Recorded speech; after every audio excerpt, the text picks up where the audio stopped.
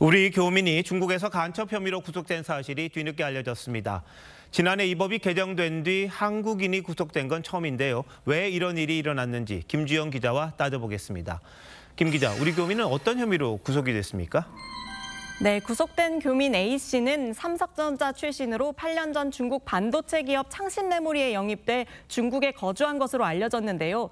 반도체 관련 정보를 한국으로 유출한 반간첩법 위반 혐의를 받고 있습니다. A씨는 5개월 넘게 조사를 받고 지난 5월 구속된 것으로 알려졌는데 오늘 중국 정부도 사실이라고 밝혔습니다. 该韩国公民因涉嫌间谍罪被中方的有关部门依法逮捕。 네, 이름도 어렵습니다. 이 중국의 반간첩법, 이게 어떤 법이길래 중국에서 근무하는 우리 교민을 구속한 겁니까? 네, 2014년 처음 만들어진 중국의 반간첩법은 군사나 정부기밀 유출만을 간첩행위로 봤었는데요. 이 법이 지난해 개정되면서 국가 안보와 이익에 반하는 정보를 유출하는 모든 행위로 범위가 대폭 확대됐습니다. 휴대전화를 불시에 검문할 수도 있게 되는 등 수사 권한도 확대됐고요.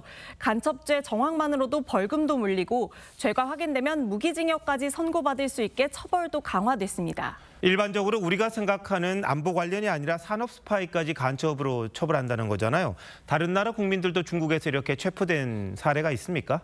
네, 지난해 법 개정 전후로 주로 선진국 기업인들과 근무자들 대상으로 수사가 많이 이뤄졌습니다. 일본 제약회사의 중국 현지 법인에 근무하던 일본인 간부가 지난 8월에 기소됐고요. 미국 기업 실사업체와 컨설팅 업체도 갑자기 압수수색을 받았고 영국 광고회사도 상하이 사무소에서 직원들이 체포됐습니다. 중국이 이 법을 근거로 기업의 기밀 자료 공개를 요구할 수도 있는 상황이라 서방 기업 일부는 중국에서 철수하기도 했습니다. 이게 외교 문제로도 번질 수 있을 것 같은데 중국은 왜 이렇게 법을 강화한 겁니까? 네, 시진핑 3기가 시작되면서 중국은 국가 안보를 하나의 핵심 과제로 삼았습니다. 1차적으로 국내 반정부 인사들이 국가 분열 행동을 하는 걸 방지하고 더 나아가서 미국이나 서방과 기술 경쟁에서 이기기 위해 이 법을 사용하려는 것으로 보입니다. 미중 경쟁이 격화되면서 미국이나 서방 세계로부터 오는 안보 위협에 대응하기 위해서 반간첩법의 범위를 더 확대한 것이 있어요. 우리나라에서도 이 제3국으로 기술이 유출되는 경우 참 많잖아요. 근데 산업 스파이 강하게 처벌하고 있습니까? 네, 우리 간첩법에서는 처벌 가능한 적용 대상이 적국으로, 그러니까 북한에 관한 것으로만 제한되어 있습니다.